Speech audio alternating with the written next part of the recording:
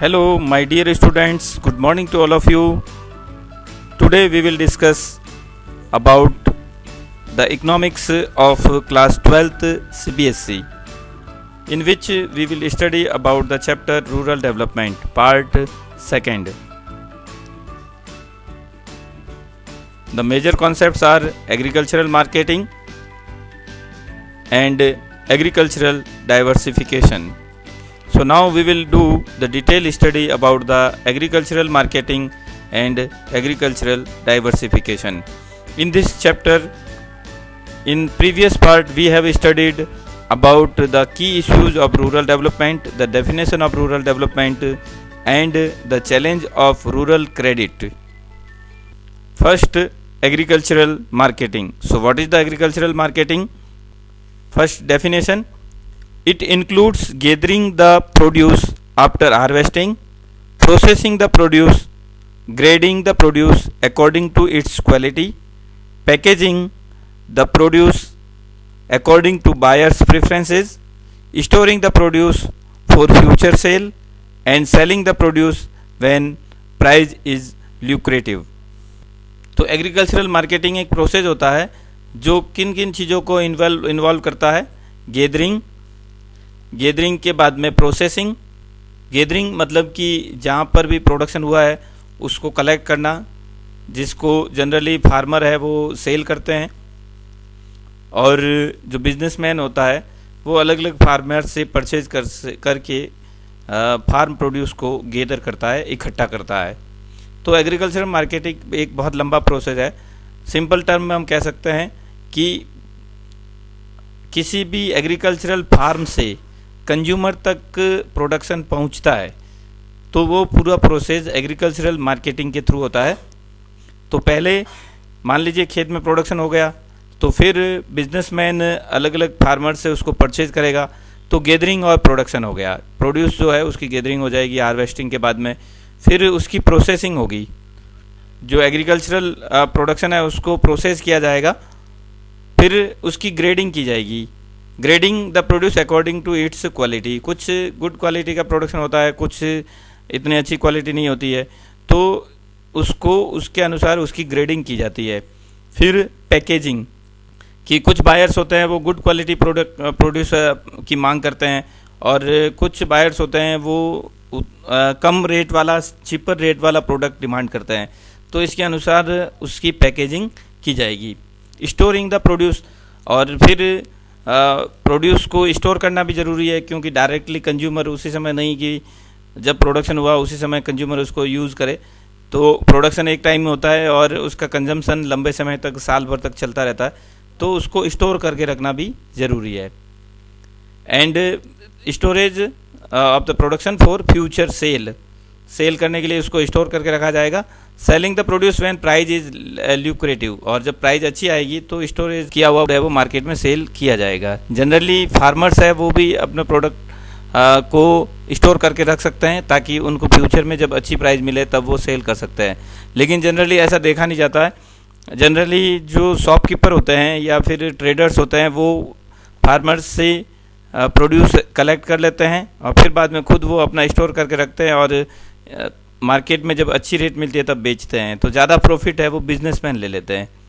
तो जनरली हमें agricultural marketing के प्रोसेस को समझना है कि फार्मर के खेत में जो प्रोडक्शन होता है और फिर जब वो कंज्यूमर के पास पहुंचता है तो बीच में जितनी प्रोसेसिंग होती है, जितना कुछ होता है, वो सब एग्रीकल्चरल मार्केटिंग का पार्ट होता है।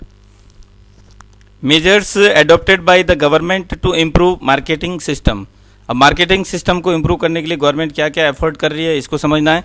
मतलब कि किसान को भी लॉस नहीं हो, किसान को अपने प्रोडक्शन का सही दाम मिले और कंज्यूमर को भी रेट सही मिले।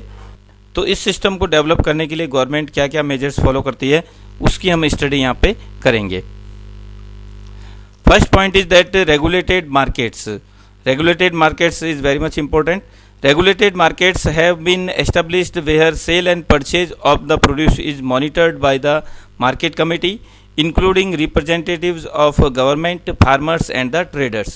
तो रेगुलेटेड मार्केट्स वो होते हैं जिसको जनरली हम मंडी बोलते हैं। तो वहाँ पर वो एक रेगुलेटेड मार्केट है और वहाँ पर एक कमेटी के द्वारा सेलिंग और परचेजिंग की जाती है और वहाँ पे जो रूल्स और रेगुलेशन बनाए जाते हैं तो वो कमेटी के द्वारा मार्केट कमेटी बनाई जाती है और उसके अनुसार ही वो मार्केट रेगुलेट किया जाता है। और उस कमेटी में कौन कौन इंक्लूड होते हैं? The representative of government, representative of government, इसके अलावा फार्मर के रिप्रेजेंटेटिव और ट्रेडर्स के रिप्रेजेंटेटिव। तो एक वो कमेटी डिसाइड करेगी ताकि फार्मर्स का भी लॉस नहीं हो, ट्रेडर्स का भी लॉस नहीं हो और गवर्नमेंट भी इन सब चीज़ों को अच्छी तरह से देख सके, रेगुलेट कर सके। तो इस वजह से ये रेगुलेटेड मार्केट्स बनाए जाते हैं। कोऑपरेटिव एग्रीकल्चरल मार्केटिंग सोसाइटीज़, तो कोऑपरेटिव सोसाइटीज जनरली बनाई जाती है। उसका क्या काम होता है? The government is encouraging the formation of cooperative agricultural marketing societies. As members of these societies, farmers find themselves better bargainers in the market, getting better price of their produce through collective sale. अब ये farmers का एक प्रकार से association होता है और उनके जो रिप्रेजेंटेटिव होते हैं तो अपने प्रोडक्ट के लिए बार्गेनिंग करवाते हैं, मतलब कि वो अपने प्रोडक्ट की रेट अच्छी दिलवाने के लिए प्रयास करते हैं और मिलकर के सभी फार्मर्स मिलकर के अपना प्रोडक्ट्स फार्म प्रोड्यूस है उसको सेल करते हैं। तो कलेक्टिव सेल करने की वजह से ट्रेडर्स भी उनको सही दाम देंगे और अगर मान लो सभी किसान अलग अलग जगह पे अपना प्रोडक्शन बेचेंगे तो फिर उनको सही दाम नहीं मिलेगा। तो एक कलेक्टिवली सेल करने का जो प्रोसेस है वो हम इसके अंदर एग्रीकल्चरल मार्केटिंग सोसाइटीज़ में शामिल करते हैं। तो सिंपल टर्म में हम समझ सकते हैं कि सभी फार्मर मिलकर के एक कोऑपरेटिव सोसाइटी बनाएंगे और वो सभी मिलकर के अपना प्रोडक्शन है वो मार्केट में सेल करेंगे ताकि उनको अच्छी रेट मिल सके। और कोऑपरेटिव सोसाइटीज़ का ये भी काम होता है कि वो जो इनपुट्स होते हैं एग्रीकल्चरल इनपुट जैसे पेस्टिसाइड्स, इंसेक्टिसाइड्स, फर्टिलाइजर, उसको भी परचेज करते हैं। Next point is that provision of warehousing facilities. Warehousing facilities that means the storage facilities. और अगर किसानों को स्टोरेज फैसिलिटी मिलेगी तो जब तक उनको प्रोडक्शन का रेट सही नहीं मिल रहा है, फार्म प्रोड्यूस की रेट अगर मान लो मार्केट में अच्छी नहीं है, तब तक वो वेयर हाउस में रखेंगे और फिर बाद में जब मार्केट में उसको अच्छी रेट मिलने लगेगी तब उसको सेल करेंगे। With a view to avoiding distress sale, the government is offering warehousing facilities to the farmers. और वेयर हाउसिंग फैसिलिटी से वो अपना प्रोडक्शन वहाँ पे जो भी फूड ग्रेन्स है उसको वेयर हाउस में रख देंगे। तो ऐसी सुविधा से किसानों को फ़ायदा होगा ताकि कोई भी ट्रेडर है वो जब मार्केट में कम रेट है तो उस समय खरीदे, तब क्या होगा कि किसान को लॉस हो जाएगा, तो किसान मजबूर नहीं होगा कम रेट पे बेचने के लिए। और वेयर हाउस की फैसिलिटी नहीं होगी तो कोई भी फार्म प्रोड्यूस वो अपने घर पे रखेगा और तो पहली बात तो उसके पास रखने के लिए जगह नहीं होगी और फिर रख भी देगा तो फिर उसको फार्म प्रोड्यूस या फिर फ्रूट ग्रेन्स के ख़राब होने की संभावना होती है। तो फूड ग्रेन्स को ख़राब होने से बचाने के लिए वेयर हाउसिंग की फैसिलिटी अब गवर्नमेंट प्रोवाइड करती है। Next point is the subsidised transport and sometimes government provide subsidised transport, कि किसान अपने खेत में जो प्रोडक्शन करता है उसको ट्रांसपोर्ट करने में बहुत ज़्यादा खर्चा हो जाता है कि एक जगह से दूसरी जगह पे पहुंचाने में। तो कभी कभार गवर्नमेंट सब्सिडाइज ट्रांसपोर्ट प्रोवाइड करती है ताकि कम रेट में वो प्रोडक्शन दूसरी जगह तक पहुंचाया जा सके। Railways are offering subsidise transport facility to the farmers to bring their produce to the urban markets where often they get a better deal. तो रूरल एरिया से अर्बन एरिया में और जहाँ पे मंडी होती है, रेगुलेटेड मार्केट्स होते हैं, वहाँ तक फार्म प्रोड्यूस लाने के लिए उनको सब्सिडी दी जाती है ताकि मतलब कि जो रेलवे का किराया होता है उसमें उसको थोड़ी कमी की जाती है, कम किराए में उसका वो सामान या फिर फार्म प्रोड्यूस है वो मंडी तक पहुंचा सकते हैं। जनरली ये उस जगह के लिए सूटेबल रहता है जहाँ पे रेलवे फैसिलिटी अवेलेबल होती है और जहाँ पे ऐसे दूर दराज के गांव होते हैं जहाँ पे रेलवे की फैसिलिटी अवेलेबल नहीं है तो फिर वो ये फैसिलिटी किसानों को नहीं मिल पाती है। Next point is that डिससेमिनेशन of information and information regarding farm produce, their prices and their demand, quality etc. The information is provided to the farmers और फार्मर्स को ये अगर मान लो इन्फॉर्मेशन मिलेगी तो वो अपने प्रोडक्शन को सही दाम पे बेच पाएंगे। So electronic media and print media are actively engaged in offering market related information to the farmers. तो प्रिंट मीडिया में भी ये न्यूज़ आती रहती है कि देखो मंडी में जैसे क्या भाव चल रहे हैं, कोई भी प्रोडक्शन के, कोई भी फूड ग्रेन के क्या भाव चल रहे हैं, तो वो क्लियरली न्यूज़पेपर में हमेशा आता है। और भी मीडिया में बहुत सारी जानकारी आती है, किसी भी एग्रीकल्चर से रिलेटेड बहुत सारी इन्फॉर्मेशन किसानों को मिल सके। प्रिंट मीडिया में भी और इलेक्ट्रॉनिक मीडिया में भी, जैसे नेट पर इंटरनेट के माध्यम से भी बहुत सारी इन्फॉर्मेशन किसान को मिलती है, और रेडियो या टेलीविज़न के माध्यम से भी किसान को बहुत सारी इन्फॉर्मेशन मिलती है, ताकि किसान अपना प्रोडक्शन है वो सही दाम पर मार्केट में सेल कर सके।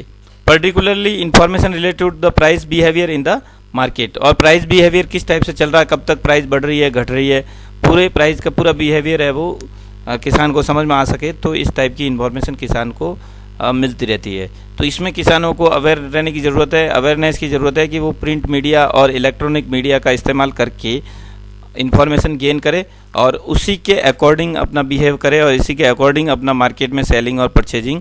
Next point is that policy measures. Policy measures includes 3 points: MSP and buffer stock and PDS. MSP मतलब minimum support price, buffer stock and PDS मतलब पब्लिक डिस्ट्रीब्यूशन सिस्टम। अब देखिए मिनिमम सपोर्ट प्राइस, उसके ऊपर ज़्यादा focus करना है क्योंकि ये किसानों के लिए यही फ़ायदेमंद होगी। और बाकी जो है गवर्नमेंट की पॉलिसी में दो चीज़ मैंने बताई, बफर स्टॉक और पीडीएस, तो वो भी एक गवर्नमेंट पॉलिसी का पार्ट है। तो पहले देखते हैं एमएसपी क्या होती है। MSP is the minimum support price, is an important step initiated by the government to improve agricultural marketing system. Agricultural marketing system को इम्प्रूव करने के लिए, एग्रीकल्चरल मार्केटिंग सिस्टम को इम्प्रूव करने के लिए गवर्नमेंट ने एमएसपी पॉलिसी फॉलो की है। MSP is an assurance to the farmers that their produce would be purchased by the government at the specified price. तो ये गवर्नमेंट एक प्राइस देती है, उस प्राइस पे खुद किसानों से उनका फार्म प्रोड्यूस परचेज करती है। और अगर किसान को मार्केट में रेट कम मिलती है तो फिर वो एक मिनिमम सपोर्ट प्राइस गवर्नमेंट जो डिसाइड करती है उस रेट पे वो गवर्नमेंट को भी सेल कर सकती है। तो ये एक पॉलिसी मेजर का इम्पोर्टेंट पार्ट है। अब ये मिनिमम सपोर्ट प्राइस मिलने से क्या होगा, किसान को अगर लॉस हो रहा है मार्केट में, अगर रेट बहुत डाउन हो जाती है, तो फिर वो मिनिमम सपोर्ट प्राइस पे किसान अपना प्रोडक्शन है वो गवर्नमेंट को सेल कर सकता है। फिर दूसरी इम्पोर्टेंट बात इसके अंदर ये है कि जो गवर्नमेंट परचेज करती है फूड ग्रेन्स, उसका एक बफर स्टॉक बनाती है। बफर स्टॉक उस समय काम में लिया जाता है जब अगर मान लो कहीं अकाल पड़ जाता है, या तो उस समय बफर स्टॉक का इस्तेमाल किया जाता है। तो बफर स्टॉक क्या होता है कि एक किसानों से जो फूड ग्रेन्स परचेज किए जाते हैं उसको गवर्नमेंट स्टॉक बना करके रखती है। और फिर पीडीएस का मतलब पब्लिक डिस्ट्रीब्यूशन सिस्टम है। तो ऐसी स्कीम्स होती है जैसे अंत्योदय अन्न योजना, अन्नपूर्णा योजना, इनके द्वारा गरीबों को और बुजुर्ग लोगों को अनाज वितरित किया जाता है। उस सिस्टम को बोलते हैं पीडीएस सिस्टम, मतलब public distribution system. Now we will discuss about the alternative marketing channels. तो अब तक हमने जो डिस्कस किया है कि मार्केट, एग्रीकल्चरल मार्केटिंग अगर गवर्नमेंट अच्छी तरह से डेवलप करेगी तो उससे किसानों को फ़ायदा होगा। जनरली देखा जाता है कि गवर्नमेंट एफर्ट करती है लेकिन वो इनसफिशिएंट होते हैं, या फिर किसान उसको उसकी जानकारी नहीं होती है। तो जो एग्रीकल्चरल मार्केटिंग सिस्टम के लिए बेटर करने के लिए जो गवर्नमेंट जो एफर्ट्स करती है, तो ज़्यादातर किसान उसका फ़ायदा नहीं ले पाते हैं, और जनरली वो बिजनेसमैन के द्वारा, ट्रेडर्स के द्वारा ठगे जाते हैं और उनको अपने प्रोडक्शन की सही रेट नहीं मिल पाती है। तो इस तरह कुछ अल्टरनेटिव मार्केटिंग चैनल भी तैयार किए गए। That is also a ray of hope. Direct sales by the farmers to the consumers. तो अल्टरनेटिव मार्केटिंग चैनल में क्या होता है कि फार्मर से वो कंज्यूमर को डायरेक्टली अपना फार्म प्रोड्यूस सेल करते हैं। The states of Punjab, Haryana and Rajasthan are launching this channel through Apni Mandi. तो पंजाब, हरियाणा और राजस्थान में अपनी मंडी नाम से अल्टरनेटिव मार्केटिंग चैनल बनाया हुआ है, जिसमें फार्मर्स है वो डायरेक्ट कंज्यूमर को अपना प्रोड्यूस सेल करते हैं। इसके अलावा बिग बाज़ार जो है, the state of Andhra Pradesh is launching it through Rythu Bazaar, big Bazaar, Rythu Bazaar, and the state of Tamil Nadu is launching it through Uzhavar Sandhai. तो अपनी मंडी, बिग बाज़ार्स, रायतू बाज़ार्स, उंझावर सैंडीज, ये कुछ अल्टरनेटिव मार्केटिंग चैनल्स है जिसके द्वारा फार्मर्स डायरेक्टली अपना प्रोड्यूस कंज्यूमर्स को सेल करते हैं। Now we will discuss about the agricultural diversification, that is very much important point. So first we will know about the definition of agricultural diversification. So what is the definition?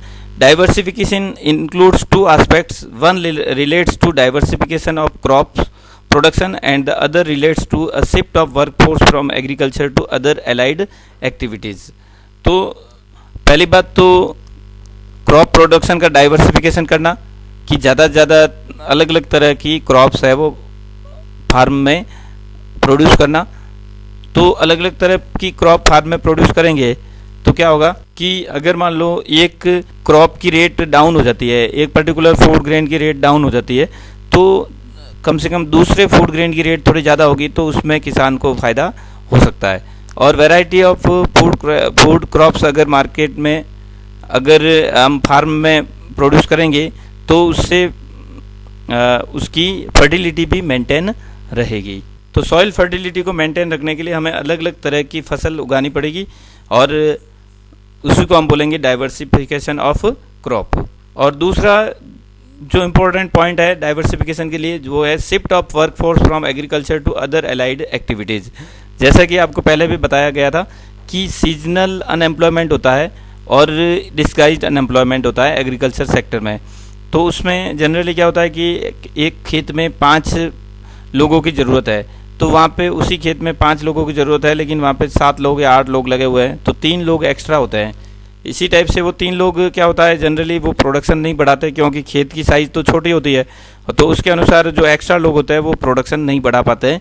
तो वो extra लोग हैं उनको क्या करना होता है कि दूसरी जगह शिफ्ट करना होता है। अगर एग्रीकल्चर सेक्टर से हम दूसरी जगह उनको शिफ्ट करेंगे, दूसरी जगह उनको, तो फार्मिंग सेक्टर में हम जनरली देखते हैं कि वर्क फोर्स ज़्यादा लगी रहती है, तो वहाँ से कुछ लोगों को हटा करके दूसरा जॉब देना, that is also the important part of agricultural diversification. Employment outside agriculture relates to animal husbandry, fisheries, horticulture, cottage and household industry, information technology. तो ये कुछ एक्टिविटीज़ दी हुई है, इसके अलावा और भी हम कुछ ऐड कर सकते हैं इसमें।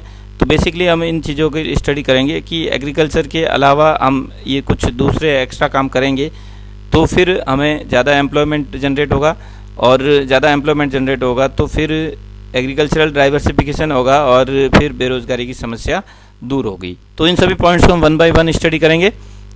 Animal husbandry, that is very much important part of agricultural diversification, और गांवों में बहुत ज़्यादा प्रचलित होता है। अगर एनिमल हस्बेंड्री के ऊपर ज़्यादा जोर दिया जाए तो बेरोज़गारी की समस्या को हम दूर करने में काफ़ी हद तक सफलता प्राप्त कर सकते हैं। So in animal husbandry, poultry, cattle and goats, sheep are important component of livestock in India. तो जो लाइव स्टॉक है उसके अंदर जनरली एनिमल हस्बेंड्री में हम बहुत सारी चीज़ें इंक्लूड करते हैं। तो पोल्ट्री है या फिर कैटल है या गोट, शिप, काऊ, बफेलो, तो इन सब को ये हमारा लाइव स्टॉक है और उसके ऊपर अगर मान लो हम फोकस करेंगे और किसान अगर मान लो वहाँ पे अपना जॉब ढूंढेंगे और वहाँ पे जॉब अपॉर्चुनिटी प्राप्त करेंगे तो फिर अनएम्प्लॉयमेंट की समस्या दूर हो सकती है। अब इंडिया में इसकी क्या कंडीशन है?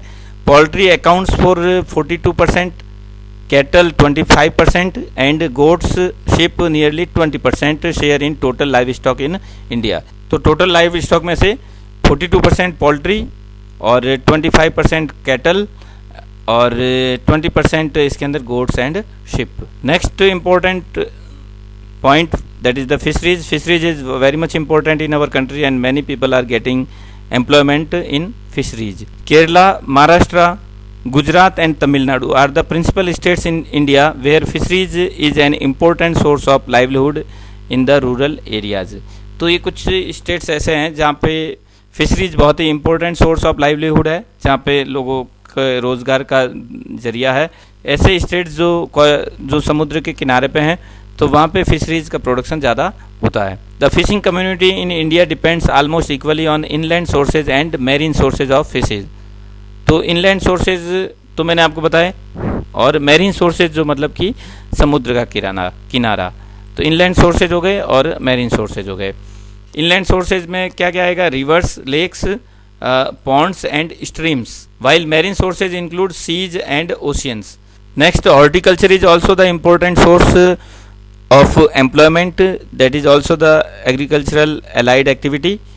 नॉन फार्मिंग एक्टिविटी में हॉर्टिकल्चर भी बहुत ही इंपॉर्टेंट है। तो हम डिस्कस करते हैं हॉर्टिकल्चर क्या है। Horticulture crops include fruits, vegetables, flowers besides several others. तो फ्रूट्स, वेजिटेबल, फ्लावर्स के अलावा और भी कुछ इससे मिलती जुलती चीज़ें होती है, उसका प्रोडक्शन होता है, तो हम उसको बोलते हैं horticulture. Over time these has been a substantial increase in India under horticulture. तो हॉर्टिकल्चर सेक्टर में एक सब्सटेंशियल इंक्रीज हुआ है, समय के साथ में बहुत परिवर्तन हुआ है और हॉर्टिकल्चर सेक्टर में इनकम भी जनरेट हुई है, लोगों को रोज़गार भी मिला है, जिससे रोज़गार के अवसर वहाँ पर बढ़े हैं। Horticulture alternative sources of employment presently India is second largest producer of fruits and vegetables in the world. तो पूरे वर्ल्ड में फ्रूट्स और वेजिटेबल के प्रोडक्शन के मामले में इंडिया सेकेंड लार्जेस्ट कंट्री है। तो ये सब हॉर्टिकल्चर सेक्टर के डेवलप होने की वजह से हैं। तो हॉर्टिकल्चर सेक्टर में अगर एम्प्लॉयमेंट जनरेट करें हम और उसको और ज़्यादा बढ़ावा दें तो ये हमारे लिए बहुत ही अच्छा सोर्स साबित हो सकता है। We are emerging as a leading producer of mangoes, bananas, coconuts, cashew nuts and a variety of spices. तो mangoes, banana, coconut, cashew nuts और स्पाइसेस के मामले में हम इंडिया में, हमारा देश वर्ल्ड फेमस है और उसमें हम एक लीडिंग रोल कर रहे हैं और विदेशों में हमारी पहचान है। So horticulture is very much important agricultural allied activity. Next, cottage and household industry, that is also important. Generally cottage और हाउस होल्ड इंडस्ट्री जो होती है, जनरली लोग घर पे ही अपना कुछ प्रोडक्शन करते हैं, तो वो हाउस होल्ड इंडस्ट्री में आता है, कॉटेज इंडस्ट्री में आता है। और घर पे ही जैसे जनरली हैंडीक्राफ्ट आइटम्स होते हैं और हाथ से बनाकर कुछ चीज़ें प्रोड्यूस करते हैं और फिर उसकी मार्केट में उसको सेल करते हैं, तो उसकी भी विदेशों में भी बहुत ज़्यादा डिमांड होती है और लोग उसकी डिमांड करते हैं, ताकि वो भी एक रोज़गार का एक बहुत अच्छा साधन हो सकता है। So this is also the example of cottage and household industry. बर्तन बनाने का काम करते हैं अक्सर लोग, तो ये और उसकी डिमांड मार्केट में बहुत ज़्यादा होती है। So first thing is that traditionally this industry has been dominated by activities like spinning, weaving, dyeing and bleaching। तो स्पिनिंग, वीविंग के अलावा डाइंग और ब्लीचिंग का काम भी है, वो कॉटेज सेक्टर इंडस्ट्री में आता है। तो जो टाइप की एक्टिविटी है उसको आपको याद रखना है। Next, during the recent past some new household activities like soap manufacturing, doll making, mushroom cultivation and beekeeping have emerged as alternative source of income generation। तो प्रेजेंटली हम doll making या mushroom cultivation और shop manufacturing, तो इस type की बहुत सारी चीज़ें प्रोड्यूस की जाती है और जिसको हम कॉटेज और हाउस होल्ड इंडस्ट्री में शामिल करते हैं और ये एम्प्लॉयमेंट का एक बहुत बड़ा सोर्स है। विलेज में अगर मान लो इसको बढ़ावा दिया जाए तो ये एक बहुत इंपॉर्टेंट एग्रीकल्चरल अलाइड एक्टिविटी है, जिसमें लोग एग्रीकल्चर के साथ साथ ये काम भी कर सकते हैं, एक्स्ट्रा वर्क भी कर सकते हैं और रूरल एरिया में जनरली बेरोजगारी को दूर करने का एक अच्छा साधन हो सकता है। Next, information and technology is also the important part of the rural development, that is also necessary for rural development and it is. और गाँवों में बेरोजगारी दूर करने के लिए इंफॉर्मेशन और टेक्नोलॉजी बहुत ज़रूरी है। इंफॉर्मेशन टेक्नोलॉजी में जनरली जो हम कंप्यूटर का इस्तेमाल करते हैं और फिर उसमें इंटरनेट के माध्यम से और बहुत सारी चीज़ें की जाती है, जैसे कि ईमेल के थ्रू किसी को कुछ भेजना है या फिर जॉब से रिलेटेड इंफॉर्मेशन किसी को देनी है या फिर किसी जगह पे अगर मान लो कोई वैकेंसी है किसी पोस्ट के लिए तो इसके संबंधित इंफॉर्मेशन है, मनी ट्रांसफ़र करना है। और गांव में अक्सर जो होता है कि लोगों को एग्रीकल्चर से रिलेटेड कुछ रेवेन्यू से संबंधित डॉक्यूमेंट्स भी अगर निकालना है तो आजकल कंप्यूटर के माध्यम से, इंटरनेट के माध्यम से वो निकाले जाते हैं। In this we will say the IT is expected to play an important role as an option for livelihood in rural areas. तो रूरल एरिया में अगर मान लो हम आईटी सेक्टर को डेवलप करेंगे तो कई लोगों को रोज़गार वहाँ पे मिल सकता है। जैसे कि हम एग्जांपल ले सकते हैं ई मित्र। तो ई मित्र पे लोग जो काम करते हैं उनके लिए एक ये रोज़गार का अच्छा अवसर है और वो उनका रोज़गार के अवसर के साथ साथ लोगों को भी सारी सुविधाएं उसमें मिल जाती है। Services like emailing, video conferencing and transfer of documents to different places, transfer of money, तो ये सब चीज़ें इसमें इंक्लूड होती है। वीडियो कॉन्फ्रेंसिंग भी हो सकती है और जनरली लोग डॉक्यूमेंट्स को एक जगह से दूसरी जगह ट्रांसफ़र करते हैं, किसी पोस्ट के लिए अप्लाई करते हैं तो डॉक्यूमेंट्स को ट्रांसफ़र करना होता है और मनी ट्रांसफ़र करने का काम भी अक्सर होता है। तो तो ये सब चीज़ें आजकल गांवों में अगर डेवलप की जाए तो कुछ लोगों को उससे रोज़गार मिल जाएगा और गांव के लोगों को ये सब सुविधा मिल जाएगी और एक गांव है वो धीरे धीरे डेवलप होने लगेगा इंफॉर्मेशन एंड टेक्नोलॉजी के मामले में। Next thing is that selling these services the operators owners of the kiosk are likely to make a reasonable living. तो कियोस्क या ई मित्र वाले जो लोग होते हैं तो इससे उनको एक अच्छी मतलब लाइवलीहुड का ऑप्शन है ये, और अच्छी इनकम उससे जनरेट हो सकती है और बेरोजगारी की समस्या दूर हो सकती है। तो आज हमने बहुत सारी